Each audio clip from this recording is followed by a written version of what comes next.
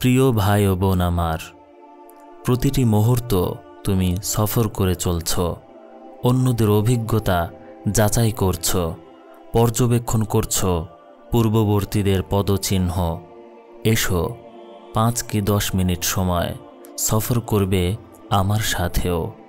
চলো তাহলে একটি স্টেশন দেখে আসি, যে স্টেশন তোমাকে অতিক্রম করতে হবে একান্ত একাকী। হ্যাঁ, সেখানে তোমাকে একাই অবস্থান করতে হবে। তুমি চাও বা নাই চাও, সেই স্টেশন, সে মুহূর্ত অবশ্যম্ভাবী। সেই মুহূর্তটি তোমার জীবনে নিশ্চিত আসবেই। সেটি এমন এক স্টেশন যা মুমিন কাফের, নেককার পাপী, নারী পুরুষ, ছোট বড় সকলকে অতিক্রম করতে হবে। এমনকি নবী রাসূলদেরকেও সে ভয়ানক স্টেশন ও বিপজ্জনক মুহূর্তগুলো অতিক্রম করতে হয়েছে। সে অন্তিম মুহূর্তটি আমারও তোমার দিকে ক্রমে ধেয়ে আসছে। এই স্থান, এই মুহূর্তটি আমাদের পূর্বে অনেকে অতিক্রম করেছেন। তারা স্বচক্ষে একে অবলোকন করেছেন, একে জেনেছেন তার স্বরূপে। তারা এর স্বাদ আস্বাদন করেছেন। তাদের পান করতে হয়েছে এ যন্ত্রণার পেয়ালা। এসো আমরা আজ তাদের চোখে একে দেখি, তাদের কানে একে শুনে সে মুহূর্তগুলো যাপন করে আসি তাদের মতোই। তুমি অবশ্য বিচক্ষণ জ্ঞানী, চলছ অন্যদের দৃষ্টিসীমায়, তাদের অভিজ্ঞতা জানার অভিপ্রায়, আর বই পুস্তক ঘাটাঘাটি করছ পূর্ববর্তীদের ইতিহাস সম্পর্কে জ্ঞাত হবে বলে। এসো দেখো তাদের জীবনের সমাপ্তি কেমন, তাদের অন্তিম মুহূর্তটি। মানে তুমি অনেক পড়েছ, অনেক শুনেছ, তারপরও আমার দুটি কথা শোনার আশায় একটু কান পেতে দাও। আখি যুগল নিবদ্ধ করো, আমার সঙ্গে সফর করো কিতাবের পরতে পরতে। হ্যাঁ, এটি তাদের সময় অতিক্রমের সফর, যাদের অন্তিম মুহূর্ত এসে গিয়েছিল, যাদের কাছে মৃত্যুদূত মৃত্যু নিয়েই হাজির হয়েছিল। এটি জীবনের সফর। এ সফর একসময় শুরু হয়েছিল তোমারও। অচিরেই তুমি দেখতে পাবে এ সফরের নিশ্চিত অবসানও। তোমার শেষ সমাপ্তিকে এ কিতাবের পরতে পরতে দেখে নাও, বেছে নাও কেমন হবে তোমার অন্তিম মুহূর্ত। ভয় যেন তোমাকে অস্থির না করে তোলে, কারণ মৃত্যুকে ফেরাতে তা কোনোই কাজে আসবে না। ভয় মৃত্যুকে ঠেকাতে পারবে না। তুমি বরং তাদের শেষ মুহূর্তগুলো নিয়ে ভাবো, নিজেকে তাদের একজন মনে করো। কারণ প্রত্যেক প্রাণীরই আছে একটি নিশ্চিত সমাপ্তি। জন্ম নিলে মৃত্যু যে অবধারিত, অন্তিম মুহূর্তের এই স্মরণিকাতে হয়তো তোমারও কিছু উপদেশ অর্জিত হবে। একদিন তোমাকেও মরতে হবে, তুমিও হবে কবরবাসীদের একজন। এসো এ সফরে আমরা একে অপরের হাত ধরি, পরস্পরে অন্তরঙ্গ হই, কেননা আমরা যে একই পথের পথিক। এখন আমাদের এ সফরে আমরা চলব নবী রাসূল ও সালেহিনদের সাথে। দেখব মৃত্যুর সময় তাদের অবস্থা কেমন ছিল, কেমন কষ্ট ক্লেশ আপতিত হয়েছিল তাদের ওপর। কারণ প্রাণ বের হবার অনেক কষ্ট, অনেক বেদনা। প্রাণ তো শরীর থেকে বের করা হয়, তার সঙ্গে শিরা উপশিরা মারাত্মকভাবে টান খেয়ে যায়। কখনো মৃত ব্যক্তিকে দেখেছ যখন মৃত্যু আসে কেমন গুরুতর অবস্থা হয় তার? ব্যথার প্রচণ্ডতায় তখন তার কণ্ঠ রুদ্ধ হয়ে রয়, তার শত চিৎকার নীরবতার দেয়াল ভাঙতে অপারগ হয়। এটি ভীষণ এক অবস্থার স্পষ্ট বর্ণনা। এটি এমন এক স্টেশন যা বারবার আসে না। হ্যাঁ, এটি মৃত্যুর দৃশ্য, মৃত্যু উপস্থিত হবার মুহূর্ত, অন্তিম মুহূর্ত। প্রাণ যখন কণ্ঠনালীতে এসে পৌঁছবে, প্রত্যেক গ্রন্থি জোড় আলাদা হয়ে যাবে। বক্ষ থেকে বের হবে গড়গড় আওয়াজ, চোখ থেকে নামবে অশ্রুর বাণ। তখনই, ঠিক তখনই বিচ্ছেদ নিশ্চিত হয়ে যাবে। এ নিশ্চয়তা আসে উভয় পা গুটিয়ে যাওয়ার মাধ্যমে এবং তার কার্যকারিতা হারিয়ে ফেলার সময়। দুনিয়াতে পা ফেলার সম্ভাব্যতা হারানোর মাধ্যমে যেন তুমি আমল করার এই জীবনকে ছেড়ে অগ্রসর হচ্ছ হিসাব ও প্রতিদানের দিকে। মহান আল্লাহ সুন্দরভাবে এ দৃশ্যের বর্ণনা দিয়েছেন, ওয়ালতাফাতি সাকু বিসাক, আর এক পায়ের নলা অপর পায়ের নলার সঙ্গে জড়িয়ে যাবে। তখনই শুরু হয়ে যাবে পরকালের যাত্রা, শুরু হবে হিসাব ও প্রতিদানের সফর। ইলা রব্বিকা ইয়াউমা ইযিনিল মাসাক, সেদিন সব কিছুরই যাত্রা হবে তোমার প্রতিপালকের পানে। যে ব্যক্তি নিজ জীবন নিয়ে সন্তুষ্ট, সে যেন নিজের প্রত্যাবর্তন স্থল সম্পর্কে চিন্তা করে দেখে। যে ব্যক্তি নিজের জীবন নিয়ে অতিষ্ঠ, সেও যেন নিজের প্রত্যাবর্তন স্থলের কথা ভাবে। যার মধ্যে হিসাবের দিনের লজ্জার ভয় আছে, সেও যেন একটিবার ভেবে দেখে। মৃত্যু এক ভয়াবহ কঠিন বাস্তবতা। মৃত্যু প্রত্যেক প্রাণীরই মুখোমুখি হবে, কেউ এটাকে ফেরাতে পারবে না, কারোরই নেই তা প্রতিহত করার ক্ষমতা। মৃত্যু প্রতিটি মুহূর্তে আনাগোনা করে, কাল পরিক্রমায় পিছে পিছেই চলতে থাকে। সে ছোট বড়, ধনী গরিব, সবল দুর্বল, সুস্থ অসুস্থ সকলের সাথে সাক্ষাৎ করবে। তাই তো মহান আল্লাহ তাআলা বলেন, কুল ইন্নাল মাউতাল্লাযী তাফিররুনা মিন ফাইন্নাহু মুলাকীকুম সুম্মা তুরদ্দুনা ইলা আলিমিল গায়বি ওয়াশ শাহাদাহ ফায়ুনাব্বিউকুম বিমা কুনতুম তা'মালুন। বলুন, তোমরা যে মৃত্যু থেকে পলায়ন করো, সে মৃত্যু অবশ্যই তোমাদের মুখোমুখি হবে। অতঃপর তোমাদের দৃশ্য ও অদৃশ্যের জ্ঞানের অধিকারীর নিকট ফিরিয়ে নেওয়া হবে। অতঃপর তোমাদের জানিয়ে দেওয়া হবে যা তোমরা করতে। জীবনের সমাপ্তি একটি, আর সকলে মৃত্যুবরণ করবে।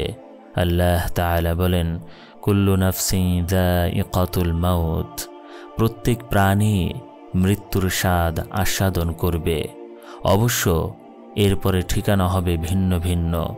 ফারিকুন ফিল জান্নাহ ওয়া ফারিকুন ফিস সাঈর, একদল জান্নাতে প্রবেশ করবে এবং একদল জাহান্নামে প্রবেশ করবে। মহান আল্লাহ এক বিরাট ও মহান উদ্দেশ্যে জীবন ও মৃত্যুকে সৃষ্টি করেছেন। তিনি বলেছেন, আল্লাযী খালাকাল মাউতা ওয়াল হায়াত লিয়াবলুয়াকুম আইয়ুকুম আহসানু আমালা ওয়া হুয়াল আজিজুল গফুর। যিনি মৃত্যু ও জীবনকে সৃষ্টি করেছেন তোমাদের পরীক্ষা করার জন্য যে তোমাদের মধ্যে কে সবচেয়ে উত্তম আমলকারী। তিনি মহাশক্তিধর, অতি ক্ষমাশীল। আল্লাহ তাআলা 4টি আয়াতে মৃত্যু যন্ত্রণার স্বরূপ বর্ণনা করেছেন। ওয়াজাআত সাকরাতুল মাউতি বিল হক, মৃত্যু যন্ত্রণা নিশ্চিতই আসবে।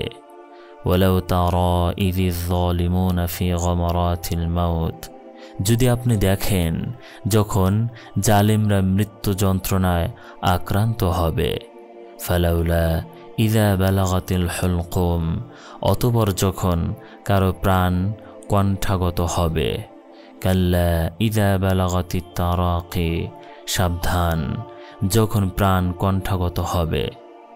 মহান আল্লাহ এক আশ্চর্যকর বিবরণ ও ধারাবাহিক চিত্রের মাধ্যমে মৃত্যুর দৃশ্যের বর্ণনা করেছেন। কাল্লা ইযা বালাগাতিত তারাকি ওয়া কিলা মান রাক ওয়া যান্না আন্নাহুল ফিরাক ওয়ালতাফাতিস সাকু বিসাক ইলা রাব্বিকা ইয়াউমা ইযিনিল মাসাক। সাবধান যখন প্রাণ কণ্ঠাগত হবে, বলা হবে কে তাকে রক্ষা করবে। দুনিয়া হতে বিদায়ের ক্ষণ যে এসে গেছে, পায়ের সঙ্গে পা জড়িয়ে যাবে, অবশেষে আপনার পালনকর্তার নিকট নিত হবে। এবং অপর আয়াতে অতি চমৎকার করে আবার বলেছেন, ওয়াজাআত সাকরাতুল মাউতি বিল হক যালিকা বিমা কুনতা মিনহু তাহিদ ওয়া নুফিখা ফিস সূরি যালিকা ইয়াউমুল ওয়াঈদ। মৃত্যু যন্ত্রণা নিশ্চিতই আসবে, যা থেকেই বাঁচার জন্য ইতপূর্বে তুমি টালবাহানা করতে। অতঃপর সিংহায় ফোঁ দেওয়া হবে, সেদিন এক ভীষণ ভয়ঙ্কর দিন হবে। হে ভাই, তুমি কি জানো কে এই মৃত্যু যন্ত্রণা আনয়নকারী? কে সেই সত্তা যাকে এড়িয়ে যাওয়ার কোনো সুযোগ নেই এবং তার থেকে পলায়নেরও কোনো পথ নেই?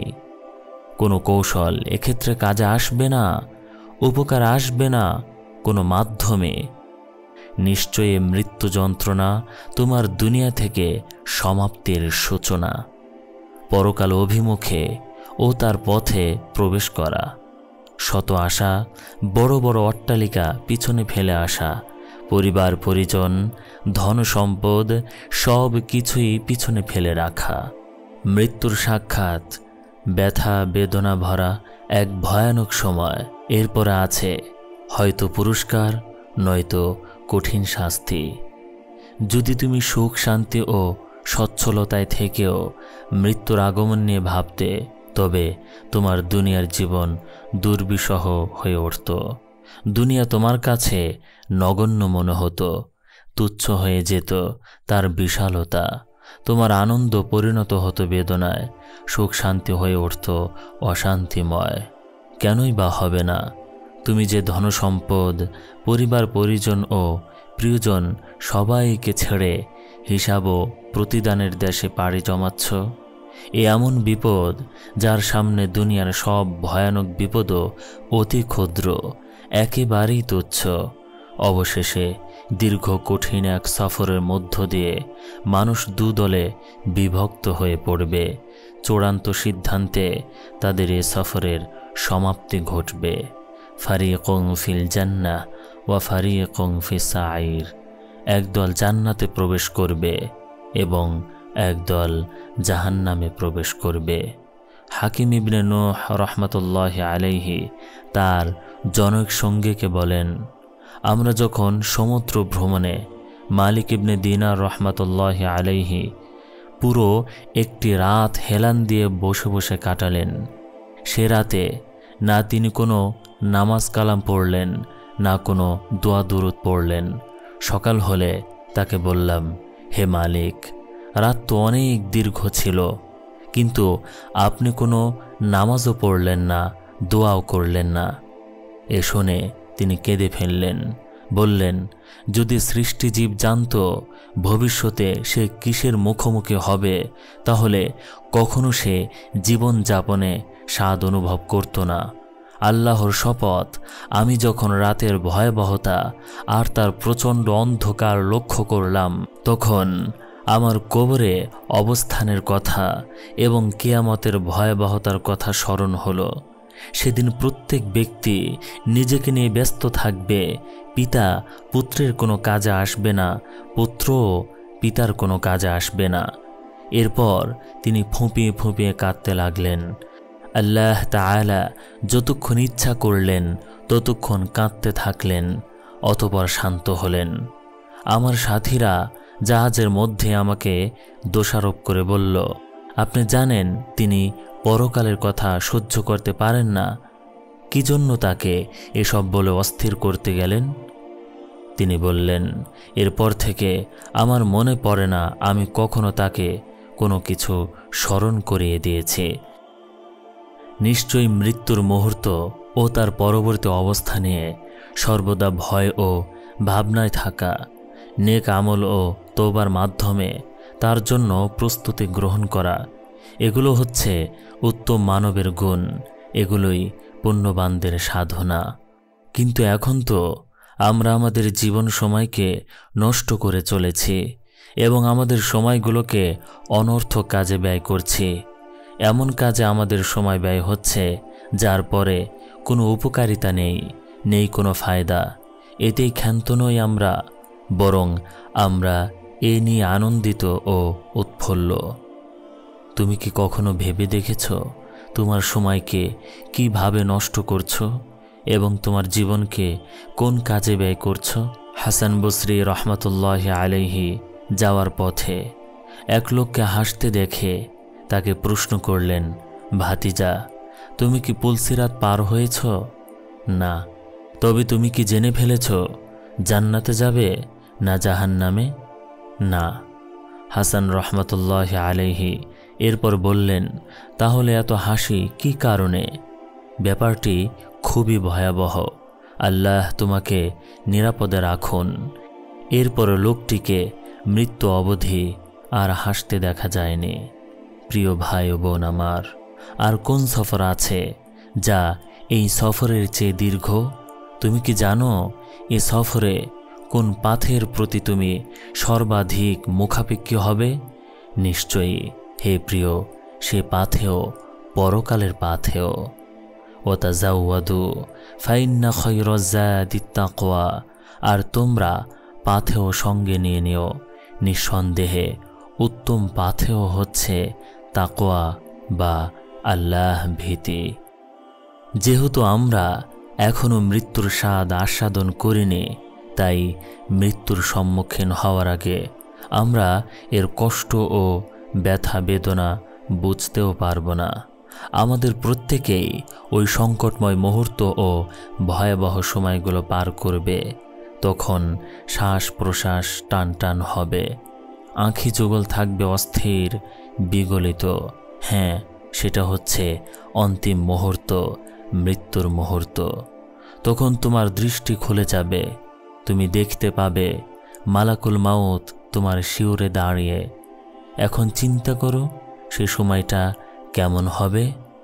আমরা তো এখনও মৃত্যু যন্ত্রণা ভোগ করিনি, তাই জানিও না সে যন্ত্রণা, সে দুর্ভোগ কেমন হবে, কেমন হবে। মৃত্যু ও তার জ্বালা যন্ত্রণা কিছুটা অনুমান করার জন্য আমরা এখন সালাফের অন্তিম মুহূর্তের কিছু চিত্র অবলোকন করব। আমর ইবনুল আস রাদিয়াল্লাহু তাআলা আনহু মৃত্যুক্ষণে উপস্থিত হলেন। ছেলে তাকে জিজ্ঞেস করল, মৃত্যু যন্ত্রণা কেমন? তিনি বললেন, আল্লাহর শপথ, আমার পিঠকে যেন একটি শক্ত তখতার উপর রাখা হয়েছে, আর আমি সুঁইয়ের ছিদ্র দিয়ে শ্বাস নিচ্ছি। অপরদিকে আমার পা থেকে মাথা পর্যন্ত একটি কাঁটাযুক্ত ডাল টেনে হিঁচড়ে নেওয়া হচ্ছে। ওমর রাদিয়াল্লাহু তাআলা আনহু কাব রাদিয়াল্লাহু তাআলা আনহুকে জিজ্ঞেস করলেন, আমাকে মৃত্যুর কষ্ট সম্পর্কে কিছু বলুন। কাব রাদিয়াল্লাহু তাআলা আনহু বললেন, হে আমিরুল মুমিনিন, মৃত্যু হচ্ছে বনি আদমের পেটে ঘন কাঁটা বিশিষ্ট একটি শুকনো গাছ, যার কোনো শিকড় নেই, জোড়া গ্রন্থিও নেই। আর মৃত্যুদূত হচ্ছে শক্ত বাহু বিশিষ্ট এক বিশাল মানব। সে এসে অনেক চেষ্টা সাধনা করে সে গাছকে উপড়ে ফেলছে। এই বিবরণ শুনে ওমর রাদিয়াল্লাহু তাআলা আনহু কেঁদে ফেললেন। এই হলো মৃত্যু, এই হলো তার যন্ত্রণা। সেই সময় আরেকটি ভাবনা তোমায় ছিঁড়ে খুবলে খাবে। তুমি কোন দরজা দিয়ে প্রবেশ করবে, জান্নাত নাকি জাহান্নাম? কোনটি তোমার আবাস হবে? প্রিয় ভাই ও বোন আমার, নিশ্চয়ই মৃত্যু এক ভয়াবহ ঘটনা, কদাকার অবস্থা, যার স্বাদ খুব বিরক্তিকর, খুবই বিস্বাদ, যা সমস্ত স্বাদ বিনষ্টকারী, সকল আরামায়েশ দূরকারী এবং সব ধরনের কষ্ট আনয়নকারী। সে তো তোমার সকল শিরা উপশিরাকে বিচ্ছিন্ন করে ছাড়বে, তোমার অঙ্গ প্রত্যঙ্গকে বিক্ষিপ্ত করে ফেলবে এবং তোমাকে বিধ্বস্ত করে দেবে একেবারে সমূলে। নিশ্চয়ই তা একটি ভয়ঙ্কর ব্যাপার। তার দিনটাও হবে এক ভীষণ ভয়ঙ্কর দিন। হে প্রিয় ভাই ও বোন আমার, তুমি জেনে রাখো, যদি অসহায় বান্দার সামনে মৃত্যু যন্ত্রণা ছাড়া ভয় ভীতি ও দুঃখ কষ্টের কিছুই না থাকত, তবে এতেই তার জীবন দুর্বিষহ হয়ে উঠত, আনন্দ হয়ে দাঁড়াতো বিরক্তির কারণ, দূর হয়ে যেত তার সকল অমনোযোগিতা ও উদাসীনতা। তখন সে শুধু মৃত্যু চিন্তায় ডুবে থাকত এবং এর জন্য প্রস্তুতি গ্রহণ করাই তার প্রধান ও বড় কাজ হয়ে দাঁড়াত। কেনই বা এমন হবে না? আমরা তো জানি মৃত্যুর পরেই রয়েছে কবর ও তার অন্ধকার, পুলসিরাত ও তার সূক্ষ্মতা, হিসাব ও তার কঠোরতা। এসবই তো শুধু ভয় আর ভয়, এক বিপদের পর অন্য বিপদ, ভয়াবহতার এক ভীষণ ধারাবাহিকতা। এটি এমন এক সফর যা সকলকে নিয়ে একটি স্টেশনে গিয়ে থামবে। এই স্টেশন শেষ স্টেশন, এরপরে আর কোনো স্টেশন নেই। সেই স্টেশন হয় জান্নাত, না হয় জাহান্নাম। ওয়াহাব ইবনে মুনাব্বিহ রহমাতুল্লাহি আলাইহি বলেন, জনক বাদশাহ ভ্রমণে বের হবার ইচ্ছে করল, তাই পরিধানের কাপড় চাইল। তাকে যে কাপড় দেওয়া হলো সেটা তার পছন্দ হলো না। সে আবারও আদেশ করল কাপড় আনার জন্য। এভাবে কয়েকবার বাছাই করার পর তার পছন্দসই সুন্দর কাপড়টি পরিধান করল। এবার সে আরোহণের পশু চাইল। আগের মতো খুব দেখে শুনে সবচেয়ে উৎকৃষ্ট ঘোড়ায় চেপে বসল। এরপর ইবলিস এসে ফোঁ দিল তার নাকের ছিদ্রে, তার ভেতরে অহংকার ঢুকিয়ে দিল। এবার সে তার সৈন্য সামন্ত নিয়ে রওনা হলো। আর অহংকার এতটাই পেয়ে বসল যে এ কারণে সে মানুষের দিকে ফিরেও তাকাচ্ছিল না। পথিমধ্যে এক জীর্ণ শীর্ণ লোক এসে তাকে সালাম দিল। সে সালামের কোনো উত্তর দিল না। আগন্তুক তার ঘোড়ার লাগাম টেনে ধরল। তখন সে বলল, ঘোড়ার লাগাম ছাড়ো, তুমি অনেক বড় অন্যায় করে ফেলেছ। আগন্তুক বলল, তোমার কাছে আমার একটা প্রয়োজন আছে। সে বলল, আমাকে নামতে দাও। আগন্তুক বলল, না, এখনই, এবং তার লাগাম ধরে তাকে ধমক দিল। এবার বাদশাহ বলল, আচ্ছা বলো। আগন্তুক বলল, এটি গোপন কথা। বাদশাহ মাথায় এগিয়ে দিল। আগন্তুক তার কানে কানে বলল, আমি মালাকুল মাউত। মুহূর্তেই বাদশার মুখের রং বিবর্ণ হয়ে গেল। তার জিহ্বা কাঁপতে কাঁপতে বলল, আমাকে সামান্য সুযোগ দিন, আমি পরিবারের নিকট ফিরে গিয়ে আমার প্রয়োজন পূরণ করে তাদের কাছ থেকে বিদায় নিয়ে আসি।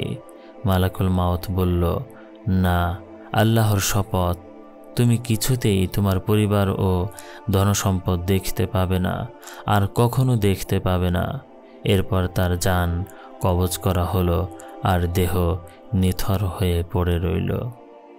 এরপর মৃত্যুর ফেরেশতা সেখান থেকে এক মুমিন বান্দার কাছে গেল এবং তাকে সালাম দিল। সে তার সালামের জবাব দিল। ফেরেশতা তাকে বলল, আপনার কাছে আমার একটা প্রয়োজন আছে, আর বিষয়টা আপনার কানে কানে বলবো। সে বলল, আসুন। মৃত্যুর ফেরেশতা তার কানে কানে বলল, আমি মৃত্যুর ফেরেশতা। তখন সে বলল, স্বাগতম, আপনার আগমন শুভ হোক। আমি দীর্ঘদিন থেকে আপনার অপেক্ষায় আছি। আল্লাহর শপথ, দুনিয়াতে আপনার সাক্ষাতের চেয়ে অন্য কারো সাক্ষাৎ আমার কাছে এত প্রিয় ছিল না। তখন মালাকুল মাউত বলল, আপনি যে প্রয়োজনে বের হয়েছেন তা পুরা করে আসুন। সে বলল, আল্লাহ তাআলার সাথে সাক্ষাতের চেয়ে বড় ও প্রিয় কোনো প্রয়োজন আমার নেই। মৃত্যুর ফেরেশতা বলল, আপনি একটি পছন্দমতো অবস্থা বেছে নিন, যে অবস্থায় আমি আপনার জান কবজ করব। এ কথা শুনে সে বলল, আপনি কি এটা করতে পারবেন?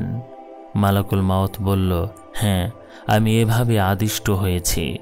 ওই মুমিন বলল, তাহলে আমাকে সুযোগ দিন, আমি ওযু করে সালাত আদায় করব, আর আপনি সিজদারত অবস্থায় আমার জান কবজ করবেন। এরপর সিজদারত অবস্থায় তার জান কবজ করা হলো। সুবহানাল্লাহ, সাবধান, আল্লাহর শপথ করে বলছি, একদিন এমন আসবে যেদিন অন্যদেরও এসেছে, তাদের উপর দিয়ে যেমন অবস্থা গত হয়েছে তোমার উপরও অনুরূপ আসবে, তাই শিক্ষা নাও। আনাস ইবনে মালিক রাদিয়াল্লাহু তাআলা আনহু বলেন, শুনে রাখো, আমি তোমাদের এমন ভয়ঙ্কর 2টি দিন ও 2টি রাতের কথা বলবো, ওগুলোর মতো ভয়াবহ রাত ও দিনের কথা সৃষ্টিজীবের মধ্যে কেউ কখনো শোনেনি। প্রথম দিনটি হলো যেদিন তোমার প্রতিপালকের পক্ষ থেকে তোমার কাছে একজন সংবাদদাতা আসবে। সেদিন হয়তো সে তোমার জন্য মহান প্রতিপালকের সন্তুষ্টির সুসংবাদ নিয়ে আসবে, নয়তো নিয়ে আসবে তার ক্রোধের দুঃসংবাদ। দ্বিতীয় দিনটি হলো যেদিন আমলনামা হাতে তোমাকে তোমার প্রতিপালকের সামনে দাঁড়াতে হবে। সেদিন হয়তো আমলনামা তোমার ডান হাতে থাকবে, নয়তো থাকবে তোমার বাম হাতে। প্রথম রাত হলো যে রাত প্রথম তোমাকে কবরে থাকতে হবে, ইতোপূর্বে যেখানে তুমি কখনো রাত্রি যাপন করনি। দ্বিতীয় রাতটি হলো যে রাতের পরের সকাল হবে কিয়ামতের ভয়াবহ দিন। বর্ণিত আছে, দাউদ আলাইহিস সালামের নিকট যখন মালাকুল মাউত আসলো, তখন তিনি বললেন, আপনি কে? সে বলল, আমি এমন ব্যক্তি যে কোনো রাজা বাদশাকে ভয় করে না, কোনো মজবুত দুর্গই যাকে আটকাতে পারে না, এবং যে কারো কাছ থেকে কোনো ঘুষ গ্রহণ করে না। দাউদ আলাইহিস সালাম বললেন, তাহলে আপনি মালাকুল মাউত? সে বলল, হ্যাঁ।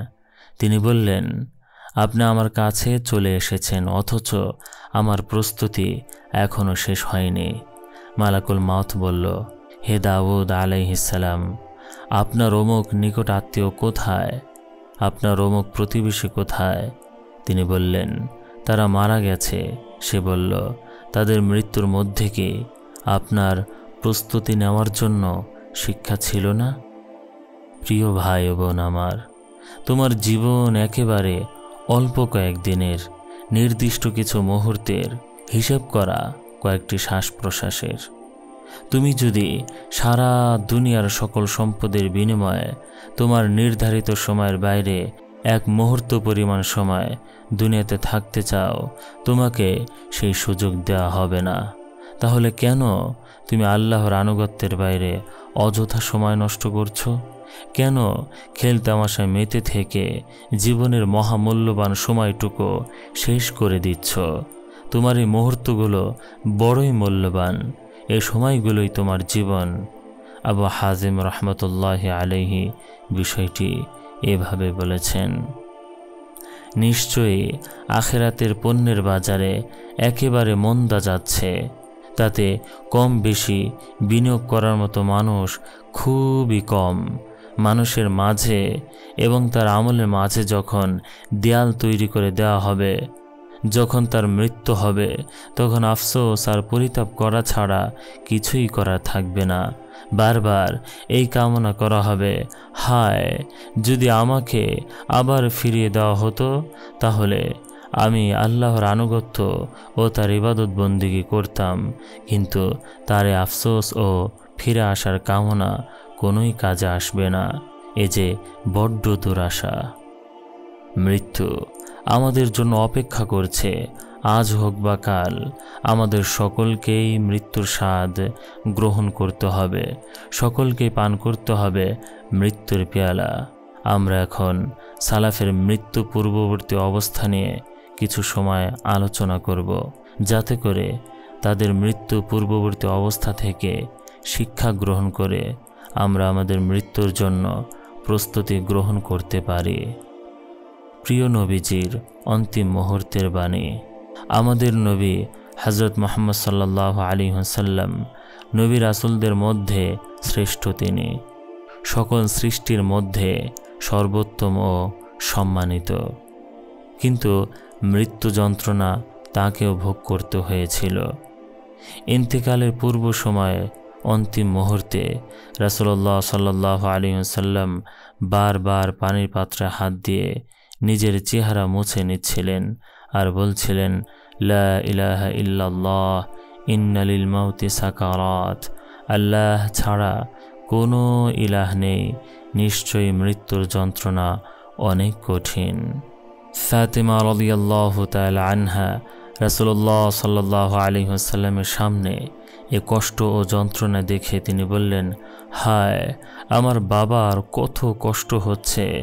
রাসূলুল্লাহ সাল্লাল্লাহু আলাইহি ওয়াসাল্লাম বললেন, লাইসা আলা আবিকা কারবুন বাদাল ইয়াউম, আজকের পর তোমার বাবার আর কোনো কষ্ট নেই।